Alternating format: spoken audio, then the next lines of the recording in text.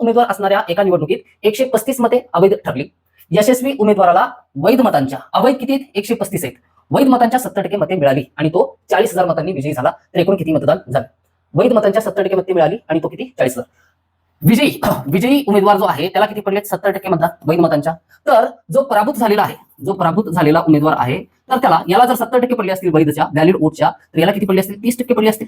मात्र हा विजयी झालेला उमेदवार किती मतांनी विजयी झालाय? 40,000 मतांनी विजयी झालेला आहे. मग यांच्यामधला फरक कितीचा? याला कितीही मतदान पडलेलं असेल, याला कितीही मतदान पडलेलं असेल, याला सपोज करा 2 मतं पडलेली असतील. किती? 2 मतं पडलेली असतील. तर याची मतं किती आहेत? 40,002. कितीनं जास्त आहे? 40,000. सपोज करा 2 घेण्यापेक्षा हे जास्त सोयीस्कर असेल. याला जर 2,000 मतं पडलेली असतील तर याला किती पडले म्हणून सांगितले? 42,000 मतं पडली आणि कितीनं विजयी झाले? तर 40,000 मतांनी विजयी झालेला आहे. म्हणजे फरक किती आहे? 40,000चा आहे.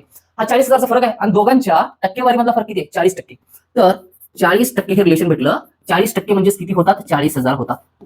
सिंपल आहे. 40% 40,000 होतात, तर 20% 20,000 होतात, 10% 10,000 होतात आणि 100% सॉल्व्ह केलं तरी चालेल. मी डायरेक्ट लिहू शकतो. 100% म्हणजे किती होतं? 1,00,000 होतं. किती होतं? 1,00,000. एकूण मतदान करणारे किती आहेत? 100%. ओके, तर झाले 1,00,000. हे वैध मत आहेत. ओके, मात्र 135 मते कशी आहेत? अवैध आहेत. तर आपल्याला काय विचारलं होतं? तर एकूण किती मतदान झाले असं विचारलं. काय विचारलं आपल्याला? एकूण किती मतदान झालं आहे. मला सांगा, हे अवैध ठरलेली मते आहेत. यशस्वी उमेदवाराला वैध मतांच्या 70% मते मिळाली आणि तो 40,000 मतांनी विजयी झाला. तर एकूण किती मतदान झाले? अवैध मते जी असतात, अवैध इनव्हॅलिड जी घोषित केली जातात. जसं की प्रोसेस काय करते, निवडणुकीच्या दिवशी ज्या वेळेस तुम्ही वोटर आयडी घेऊन किंवा आधार कार्ड घेऊन ज्यावेळेस त्या बूथवरती जाता मतदान करण्यासाठी, तर तुमचं नाव, तुमचं वय, तुमचा चेहरा, तुमच्या आणलेल्या आयडेंटिटी सोबत आणि मतदार यादीमध्ये जे नाव आहे त्या ठिकाणी त्याच्यासोबत मेळ खाते की नाही याची क्रॉस चेकिंग होते. आणि जर त्याच्यामध्ये काही गडबड असेल, जसं की तुमचं नाव एक आहे आणि फोटो दुसऱ्याचा आहे, तर ते मत काय होतं? अवैध होतं. मग तुम्ही मतदान करू शकलात का? तुम्ही बूथच्या बाहेरूनच तुम्हाला आहे ना, म्हणजे नाकारला जातो, आतमध्ये सोडलं जाणार नाही.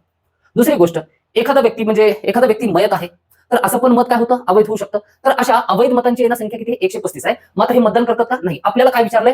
एकूण किती मतदान झालंय? एकूण मतदान किती झालं? 1,01,35 झालं की 1,00,000 झालं? हे सांगा.